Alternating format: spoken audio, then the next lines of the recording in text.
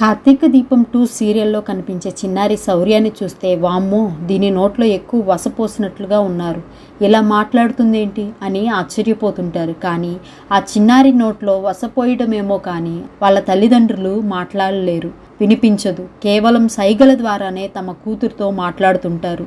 గుండెల్ని పిండేసినట్టుగా ఉన్న చిన్నారి చైత్ర రియల్ లైఫ్ స్టోరీ చూస్తే కళ్ళు చెమ్మగిల్లుతాయి ఎవరికైనా.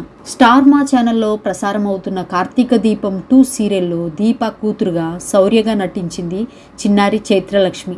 తన అద్భుత నటనతో ఔరా అనిపిస్తున్న ఈ చిచ్చర పిడుగు, కుంకుమ పువ్వు, రాధకి నువ్వేరా ప్రాణం వంటి సీరియల్లో నటించింది.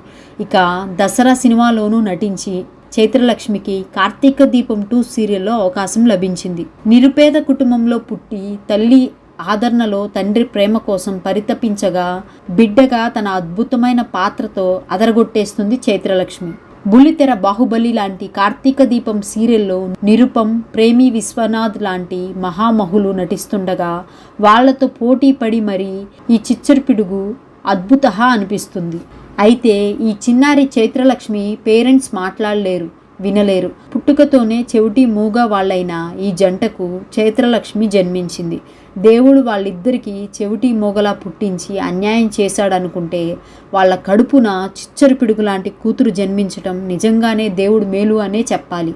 ఎందుకంటే వాళ్ళు మాట్లాడలేకపోవచ్చు, కానీ తన కూతురు తమ ఎదుట మాట్లాడడం ఒక వరం అయితే తమ కూతుర్ని ఇలాంటి టీవీల్లో చూసి అంతా ఆమె గురించే మాట్లాడుకోవటం చూసి ఆ చెవిటి మూగ తల్లిదండ్రులు ఇంతకంటే మాకు ఏం కావాలి అంటూ సంతోషాన్ని పంచుకుంటున్నారు.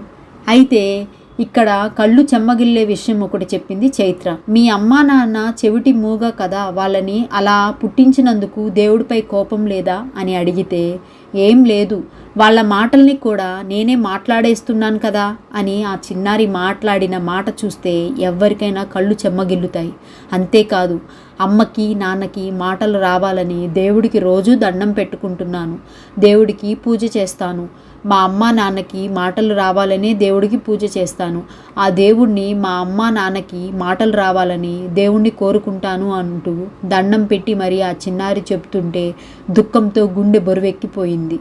అయితే చైత్రలక్ష్మి ఆలనా పాలన మొత్తం తన అమ్మమ్మ తాతయ్యలే చూసుకుంటారు. తన తల్లిదండ్రులతోనే ఉంటుంది, కానీ అమ్మమ్మ తాతయ్యల సహకారంతోనే నటన వైపు వచ్చింది చైత్రలక్ష్మి. ఇక తన మనవరాల గురించి చైత్రలక్ష్మి అమ్మమ్మ మాట్లాడుతూ ఎంత పెద్ద డైలాగ్ అయినా కూడా సింపుల్ టేక్లోనే చెప్పేస్తుంది. అమ్మాయి విషయంలో ఉన్న లోటుని నా మనవరాలు తీరుస్తుంది. చిన్నపిల్లల్ని ఇబ్బంది పెడుతున్నామని అనిపిస్తుంది, కానీ దీనికి యాక్టింగ్ అంటే చాలా ఇష్టం.